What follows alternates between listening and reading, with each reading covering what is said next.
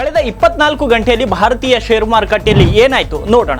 ಭಾರತದ ಪ್ರಮುಖ fintech company Paytm ಬುಧವಾರ ತ್ರೈಮಾಸಿಕ ಫಲಿತಾಂಶವನ್ನು ಪ್ರಕಟಿಸಿದೆ. ಜನವರಿಯಿಂದ ಮಾರ್ಚ್ ವರೆಗಿನ ಅವಧಿಯಲ್ಲಿ ಪೇಟಿಎಂ ನಿವ್ವಳ ನಷ್ಟ ಹೆಚ್ಚಾಗಿದ್ದು 550 ಕೋಟಿ ರೂಪಾಯಿಗೆ ಏರಿಕೆಯಾಗಿದೆ.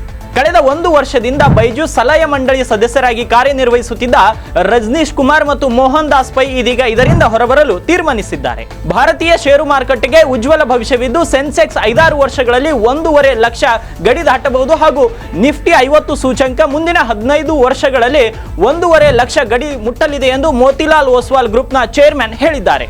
ಮಹಾರತ್ನ ಸ್ಥಾನಮಾನ ಹೊಂದಿರುವ ಸಾರ್ವಜನಿಕ ಒಡೆತನದ BHEL 4ನೇ ತ್ರೈಮಾಸಿಕ ಫಲಿತಾಂಶ ಪ್ರಕಟಿಸಿದ್ದು ಡಿವಿಡೆಂಡ್ ಕೂಡ ಘೋಷಿಸಿದೆ. ಪತಂಜಲಿ ಸೋನ್ ಪಾಪಡಿ ಸಿಹಿ ತಿಂಡಿಯು ಗುಣಮಟ್ಟ ಪರೀಕ್ಷೆಯಲ್ಲಿ ವಿಫಲವಾಗಿದೆ. ಈ ಹಿನ್ನೆಲೆ ಉತ್ತರಾಖಂಡ್ ನ್ಯಾಯಾಲಯವು ಕಂಪನಿಯ ಮ್ಯಾನೇಜರ್ ಸೇರಿ 3 ಜನರಿಗೆ ಜೈಲು ಶಿಕ್ಷೆ ವಿಧಿಸಿದೆ. ಸ್ನೇಹಿತರೆ, ಈ ರೀತಿಯ ಭಾರತೀಯ ಷೇರು ಮಾರುಕಟ್ಟೆಯ ಸುದ್ದಿಗಳಿಗಾಗಿ ನಮ್ಮನ್ನ ಫಾಲೋ ಮಾಡಿ.